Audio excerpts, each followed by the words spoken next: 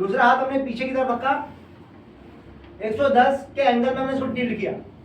अब हम ये जाके ये हाथ को नीचे की तरफ थ्रस्ट करके गर्दन को हल्का सा रोटेट करेंगे, ठीक है।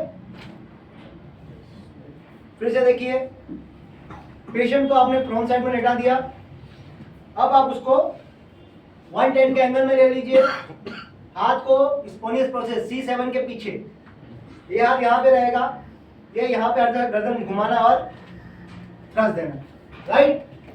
समझ में आ गया? तीसरी